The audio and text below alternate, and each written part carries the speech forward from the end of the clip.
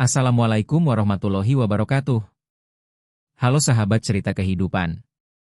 Kembali lagi di channel ini, tempat di mana kita berbagi kisah nyata yang bukan hanya menyentuh hati, tapi juga memberi inspirasi untuk menjalani hidup dengan lebih kuat dan penuh makna. Sebelum lanjut, jangan lupa klik tombol subscribe dan aktifkan lonceng notifikasi, biar kamu gak ketinggalan kisah-kisah luar biasa lainnya. Tulis di kolom komentar, hadir dari kota mana hari ini? Yuk, kita sama-sama doakan. Semoga yang nonton video ini diberikan kesehatan, kelancaran rezeki, dan dijauhkan dari segala kesulitan. Amin. Jam dinding tua di rumah peta Ibu Imah berdenting 3 kali. Suara itu mengiris sunyi malam. Di luar, angin dini hari menyusup lewat celah-celah dinding triplek yang mulai keropos. Dengan gerakan pelan, Ibu Imah bangun dari tikar tipis tempat ia tidur bersama anak bungsunya yang masih kelas 3 SD. Tubuhnya sudah tak muda, usia 47 tahun membuat punggungnya mudah nyeri kalau terlalu lama membungkuk. Tapi dia tak punya pilihan. Seperti biasa, ia harus bersiap ke pasar sebelum adzan subuh berkumandang. Dengan penerangan seadanya dari bohlam redup, Ibu Imah merapikan keranjang dagangannya. Ia cek kembali, pastikan uang modal yang dikumpulkan kemarin cukup untuk membeli bayam, kangkung, tomat, dan beberapa ikat kacang panjang dari tengkulak. Tak lama kemudian, suara sepeda motor tua terdengar meraung pendek. Itu Mbah Eti, tetangganya yang sekaligus sahabat seperjuangan. Perempuan berusia 56 tahun itu sudah seperti kakak sendiri bagi Ibu Imah. Mereka sering berbagi cerita, berbagi air mata, bahkan kadang berbagi nasi bungkus saat salah satunya tak sempat masak. "Mah, siap?" tanya Mbak Eti sambil tersenyum, wajahnya setengah tertutup masker kain. Ibu Imah mengangguk. "Bismillah, Embok. Mudah-mudahan laku." Mereka pun berangkat bersama menuju Pasar Wetan, pasar tradisional yang sudah jadi tempat hidup mereka selama belasan tahun. Pasar itu tak besar, bahkan cenderung kumuh. Bau amis, genangan air got, dan tumpukan sayur layu menjadi pemandangan biasa. Tapi disitulah mereka menggantungkan harapan. Sesampainya di pasar, mereka langsung membuka lapak. Meja kayu reot dilapisi terpal plastik menjadi tempat jualan seadanya. Ibu Imah menyusun bayam dan kangkung dengan rapi, memberi cipratan air agar tetap segar. Setiap kali pembeli datang, senyum Ibu Imah mengembang. Meski hasilnya hanya 1.000-2.000 per transaksi, dia tetap melayani dengan ikhlas. Uangnya dipakai untuk bayar kontrakan kecil, sekolah anak, dan makan seadanya. Tak ada sisa untuk mewah, apalagi untuk sakit. Namun, sejak 3 bulan terakhir, muncul bayang-bayang hitam di balik ramainya pasar. Beberapa pria bertubuh besar, berseragam rompi hitam bertuliskan, "Keamanan Ormas," mondar-mandir di antara para pedagang. Awalnya mereka hanya mengawasi, tapi kemudian mulai meminta jatah keamanan. "Bu, 30.000 seminggu. Biar lapaknya aman, nggak diusik," ucap salah satu dari mereka, pria berbadan tinggi besar dengan rambut cepak, bernama Togar. Nada bicaranya lembut, tapi semua tahu itu bukan permintaan, itu perintah. Jika menolak, lapak bisa diganggu, dagangan bisa disapu, atau digusur dengan alasan yang dicari-cari. Ibu Imah tercekat. Hari itu, hasil dagangnya baru cukup buat makan. Tapi ia terpaksa menyelipkan lembaran uang terakhir ke tangan Togar. "Terima kasih ya, Bu.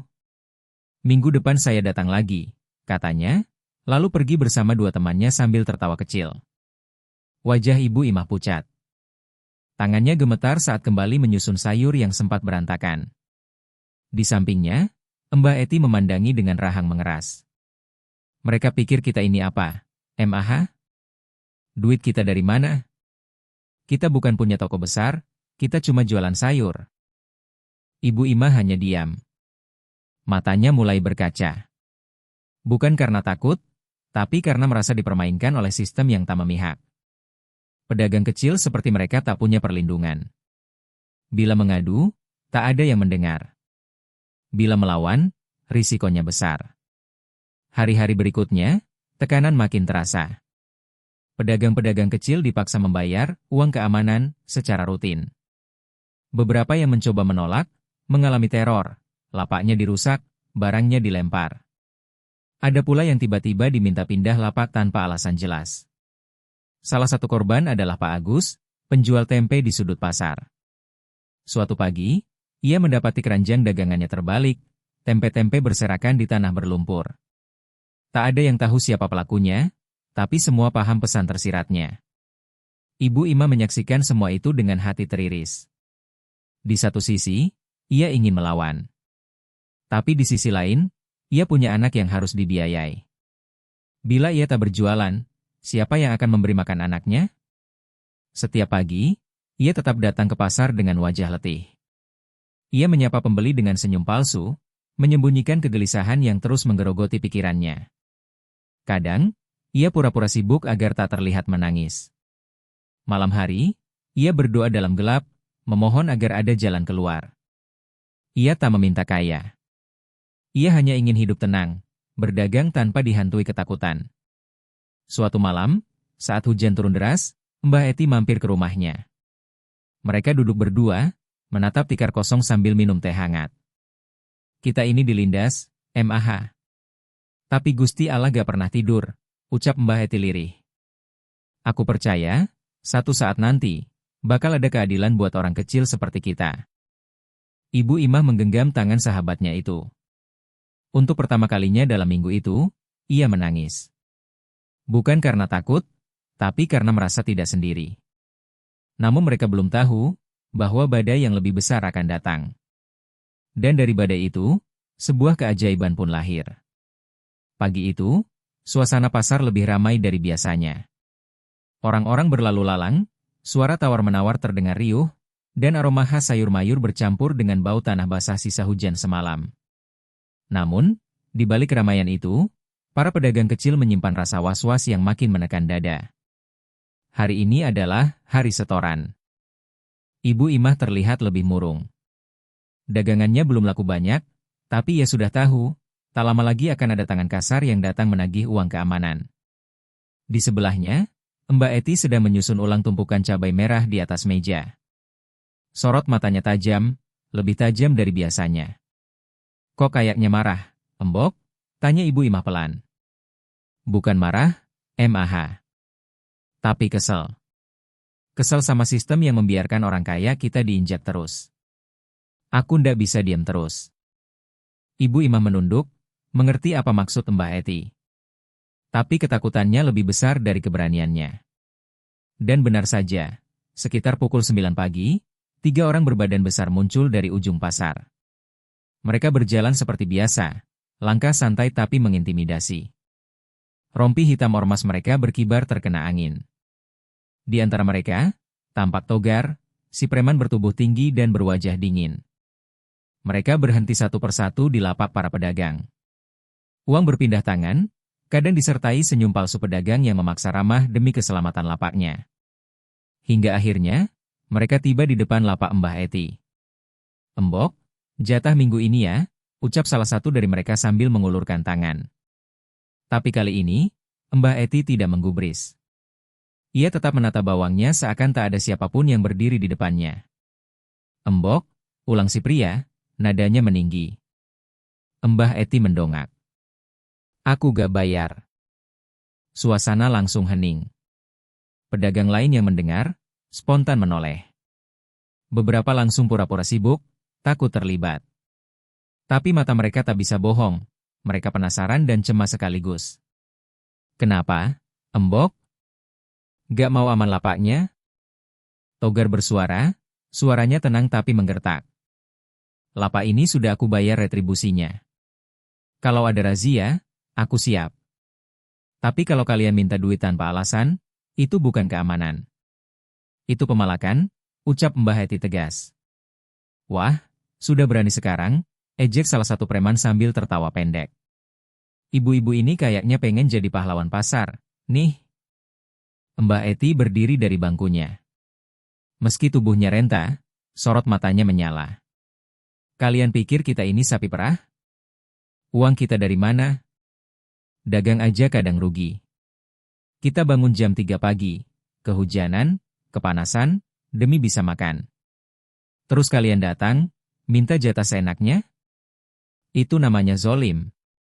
Togar menarik napas. Ia tak menyangka wanita tua ini akan seberani itu. Tapi ia juga tahu, membiarkan pembangkangan di depan umum bisa merusak reputasi mereka. Dengan isyarat singkat, salah satu anak buahnya maju dan menendang keranjang bawang di depan lapak Mbah Eti. Bawang-bawang itu berserakan di tanah. Kalau gak mau bayar, minggir dari pasar ini. Banyak yang mau gantiin tempatmu, bentaknya. Ibu Imah berteriak kecil.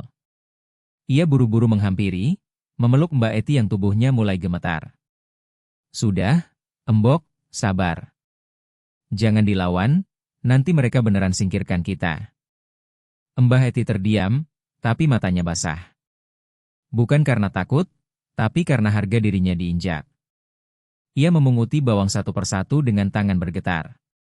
Beberapa pedagang menunduk, tak berani membantu, tapi wajah mereka terlihat menyesal. Setelah para preman itu pergi, suasana pasar kembali berjalan seperti biasa. Tapi ada yang berbeda. Suara riuh pasar kini terasa seperti kepalsuan yang menutupi luka. Para pedagang tahu, ada yang salah, dan kesalahan itu dibiarkan karena mereka terlalu takut. Siang itu, Mbah Eti duduk diam di tikar belakang lapaknya. Ibu Imah membuatkan teh manis hangat dan duduk di sampingnya. Maaf, MAH, aku gak kuat lagi, gumam Mbah Eti. Kita ini manusia, MAH. Kita kerja, kita bayar tempat, tapi dipalak seperti maling. Apa hidup memang harus seperti ini terus? Ibu Imah menggenggam tangan sahabatnya erat. Aku ngerti, Embok. Aku juga kesel. Tapi kita gak bisa ngelawan sendirian. Kita harus cari jalan lain yang gak bikin kita dan keluarga kita jadi sasaran. Mbah Eti terdiam. Hatinya masih terbakar, tapi ia sadar, ia tak bisa melawan dengan kekerasan. Namun sejak hari itu, ada yang berubah dalam dirinya. Ia mulai berbicara dengan pedagang lain secara diam-diam. Ia mulai bertanya apakah mereka juga merasakan hal yang sama, ketakutan yang sama. Dan pelan-pelan, muncul bisik-bisik kecil dari balik lapak. Para pedagang kecil mulai berani curhat, mulai berani saling menguatkan. Mereka masih takut, tapi keberanian mulai tumbuh, berkat satu sosok wanita tua yang tak mau lagi tunduk. Yang belum mereka tahu, keberanian Mbak Eti telah menyentuh hati seseorang. Seseorang dari pihak yang selama ini mereka takuti. Seseorang bernama Togar. Namanya Togar. Tubuhnya tinggi besar, lengan penuh tato, dan sorot matanya tajam. Ia dikenal sebagai penguasa pasar oleh banyak pedagang kecil di pasar Wetan. Tapi tak banyak yang tahu, di balik tampangnya yang sangar, Togar menyimpan kisah yang jauh dari kata gagah. Togar tidak lahir sebagai preman. Ia dulu hanya anak petani dari desa kecil di pinggiran kota. Ayahnya seorang buruh tani, ibunya jualan gorengan. Tapi sejak remaja, Togar terbiasa hidup keras. Ia sering kelaparan, sering dihina karena baju compang-campingnya. Ia pernah bekerja jadi kuli, tukang parkir, bahkan tukang bersih got. Sampai suatu hari, ia diajak bergabung dengan sebuah ormas oleh temannya. Daripada capek kerja kasar, mending jaga pasar. Dapat jatah tiap minggu, gak perlu capek-capek, begitu bujuk temannya. Dan sejak itulah, dunia Togar berubah. Awalnya, Togar hanya disuruh mengamankan pasar dari copet atau pengganggu. Tapi lambat laun, tugasnya bergeser. Ia diminta menagih uang keamanan dari pedagang. Katanya, untuk operasional ormas dan menjaga ketertiban. Tapi sebetulnya, uang itu lebih banyak masuk ke kantong orang-orang atas. Togar tak banyak protes. Hidupnya jadi lebih enak. Ia bisa beli motor, bisa makan enak tiap hari, dan bisa menyekolahkan adiknya. Tapi, jauh di dalam hati, ia tahu uang itu bukan miliknya. Itu hasil memalak orang-orang kecil yang dulu mirip ibunya sendiri. Dan hari itu, ketika Mbah Eti menolak bayar, hati Togar seperti ditampar. Lapak ini sudah aku bayar retribusinya. Kalau kalian minta duit tanpa alasan, itu bukan keamanan. Itu pemalakan. Kata-kata itu terus terngiang di kepalanya. Malam harinya, Togar duduk di beranda kontrakannya. Di tangannya, sebatang rokok tinggal separuh. Ia menatap kosong ke arah jalan, mencoba menenangkan pikirannya. Hatinya tak tenang.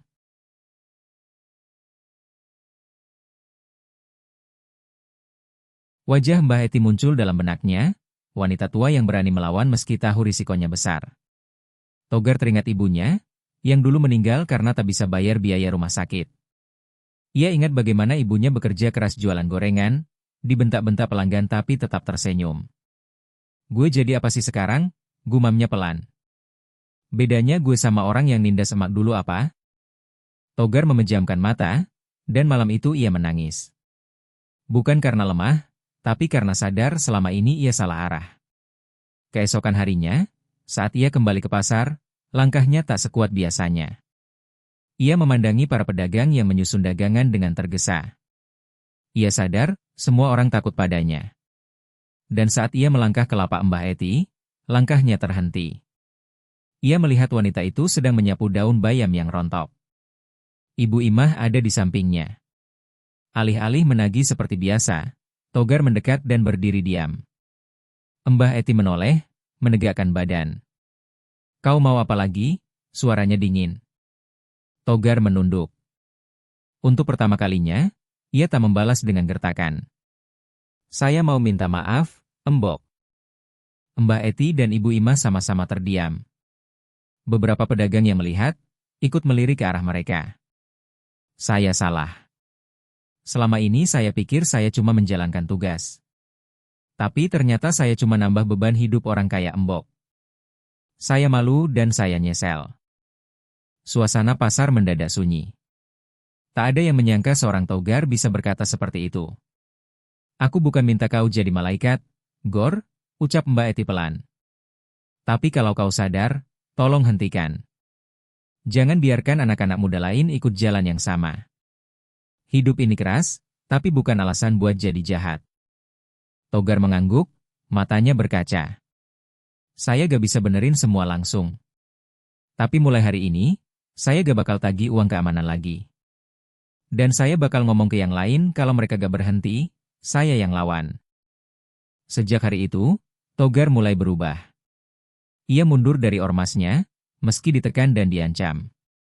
Ia mulai membantu para pedagang, bantu angkut dagangan, bantu jaga pasar dari pencopet sungguhan. Butuh waktu, tapi perlahan, kepercayaan kembali tumbuh. Dan yang paling penting, hatinya mulai damai. Togar. Nama itu membuat jantung para pedagang kecil berdegup tak karuan. Setiap kali sosok tinggi besar itu muncul dengan rompi hitam dan tatapan dingin, pasar mendadak terasa sempit dan berat. Ia dikenal sebagai tukang tagih uang keamanan.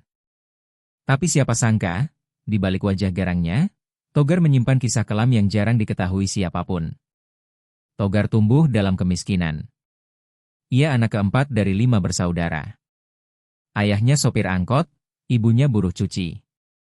Sejak kecil, hidup baginya adalah tentang bertahan, bukan tentang mimpi.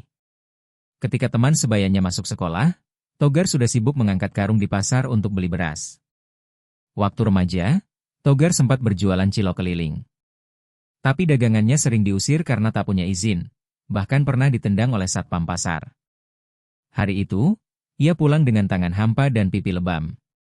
Sejak saat itu, ia bersumpah, lebih baik ditakuti daripada diinjak. Masuk ke ormas hanya karena diajak teman. Awalnya cuma bantu, mengamankan pasar. Tapi lama-lama berubah jadi pemalakan. Togar ragu, tapi ia butuh uang. Ibunya sakit, adiknya mau lulus sekolah, dan hidup tak memberi banyak pilihan. Namun hari itu, saat Mbah Eti menolak memberi uang, ada sesuatu dalam diri Togar yang terguncang. Kata-kata Mbah Eti menghantam langsung ke dalam batinnya. Kalian pikir kita ini apa? Sapi perah? Kami bangun jam 3 pagi, kehujanan, kepanasan. Terus kalian datang, minta jatah seenaknya? Itu namanya zolim. Sore harinya, Togar duduk diam di warung kopi dekat pasar. Kopinya sudah dingin, tapi pikirannya tetap panas. Kata-kata Mbah Eti terngiang terus. Ia jadi teringat ibunya. Sosok renta yang dulu selalu memeluknya meski hanya bisa menyuguhkan nasi dengan garam. Gue jadi orang kayak gini buat apa, sih? Gumamnya lirih. Biar bisa nyiksa emak-emak kayak nyokap gue dulu? Malam itu, Togar pulang dengan hati tak tenang. Ia lihat adiknya sedang belajar di meja kecil, dengan cahaya lampu remang. Anak itu satu-satunya alasan kenapa ia mau bekerja mati-matian, bahkan lewat jalan yang salah. Tapi kini, ia mulai merasa, uang yang ia bawa penuh luka orang lain. Esok harinya, pasar kembali ramai. Para pedagang gelisah, takut Togar datang dan membuat keributan. Tapi kali ini berbeda. Togar datang tanpa anak buah. Ia berjalan sendirian, wajahnya tidak lagi garang. Ia berhenti di depan lapak Mbah Eti dan Ibu Imah. Mbah Eti berdiri sigap, siap membela diri seperti kemarin. Tapi yang terjadi justru di luar dugaan. Saya mau minta maaf, Embok, ucap Togar pelan. Saya salah. Saya udah keterlaluan. Saya tahu hidup kalian berat. Saya juga pernah ngerasain. Tapi saya malah ikut-ikutan nindas. Pasar mendadak sunyi. Beberapa pedagang yang mendengar, menghentikan aktivitasnya. Mereka mengira ini akan jadi keributan baru. Tapi tidak. Togar melanjutkan, mulai hari ini, saya gak bakal nagih uang keamanan lagi. Saya mau berhenti. Mbah Eti menatap Togar lama, sebelum menjawab lirih, kalau kau sadar, syukurlah. Hidup ini keras, Gor. Tapi jangan bikin lebih keras buat orang kecil. Kalau kau niat berubah, kami maafkan. Hari itu, tanpa disangka siapapun, seorang preman bertobat. Dan bagi para pedagang kecil, itu adalah awal dari harapan baru. Sejak Togar menyatakan berhenti memalak, suasana pasar wetan tak lagi sama. Tak ada lagi suara sepatu bot menghantam lantai pasar dengan irama intimidasi. Tak ada lagi tatapan takut setiap jam 9 pagi. Tapi bukan berarti semuanya langsung tenang. Perubahan butuh waktu. Dan keberanian, seringkali harus dibayar dengan rasa was-was. Beberapa hari setelah Togar meminta maaf di depan lapak Mbah Eti, pedagang-pedagang kecil mulai berani bicara. Awalnya hanya bisik-bisik. Katanya Togar udah tobat ya? Beneran tuh? Gak bakal ada jatah keamanan lagi? Lalu mulai muncul 1-2 pedagang yang berani berkata lantang saat anak buah ormas lain datang. Saya sudah gak mau bayar. Togar aja udah mundur. Begitu salah satunya menegaskan. Dan yang lain mulai mengikuti. Namun tentu saja, tidak semua senang dengan perubahan ini. Masih ada oknum-oknum yang menganggap Togar sebagai pengkhianat. Beberapa mencoba mengintimidasi lagi, bahkan menyebar isu buruk, bahwa Togar hanya pura-pura tobat untuk mengambil alih pasar sendirian. Tapi Mbah Eti dan Ibu Imah tak tinggal diam. Mereka mengumpulkan beberapa pedagang, mengajak mereka berkumpul diam-diam di pojokan pasar yang sepi. Di sana, mereka mulai membuat daftar pedagang yang sepakat menolak bayar uang keamanan. Daftar itu disimpan rapat-rapat, sebagai bentuk solidaritas diam-diam. Aku tahu, ini belum aman. Tapi kalau kita kompak, mereka gak bisa semena-mena, ucap Mbah Eti. Kita harus mulai dari kita sendiri. Jangan kasih ruang untuk takut lagi. Togar pun tak tinggal diam. Ia mulai menggunakan tenaganya untuk hal yang benar. Ia bantu angkut barang dagangan, bantu mengatur parkiran yang dulu sering kacau, dan sesekali berjaga saat malam karena beberapa lapak sempat dibobol pencuri. Perlahan, pedagang mulai percaya lagi. Bukan hanya kepada Togar, tapi juga kepada kekuatan mereka sendiri jika bersatu. Bahkan kepala pasar mulai memperhatikan perubahan ini. Ia yang selama ini cenderung tutup mata terhadap pungutan liar, akhirnya turun tangan ketika laporan dari para pedagang semakin banyak masuk. Dan suatu pagi yang cerah, terdengar pengumuman melalui pengeras suara pasar. Mulai minggu depan, setiap bentuk pungutan liar akan ditindak. Laporkan kepada petugas resmi pasar bila ada oknum yang mencoba meminta uang tanpa dasar hukum. Saat pengumuman itu terdengar, Mbah Eti menatap langit sebentar. Bibirnya bergetar, antara ingin tersenyum dan menangis. Ini belum akhir perjuangan, tapi setidaknya mereka sudah menang satu langkah. Sementara itu, Ibu Imah yang biasanya pendiam, mulai aktif mengumpulkan tanda tangan untuk membentuk paguyuban pedagang kecil. Ia merasa, sudah saatnya ada suara resmi dari para pedagang, bukan hanya suara ketakutan yang dibungkam. Paguyuban itu nantinya akan mengurus keluhan, menyalurkan suara ke pengelola pasar, dan menjadi perisai dari ancaman-ancaman liar. yang tak pernah mereka miliki sebelumnya. Wadah untuk saling menguatkan. Pasar Wetan pun mulai terasa hidup dengan warna yang berbeda. Ada rasa hormat baru di antara pedagang. Mereka tak hanya saling jual-beli, tapi juga saling jaga dan saling dukung. Yang dulunya hanya sibuk dengan dagangan masing-masing, kini mulai menyapa satu sama lain, lebih ramah, lebih hangat. Bahkan saat ada ibu pedagang baru yang belum tahu sistem pasar, Mbak Eti dengan sabar mendekat dan memberi arahan.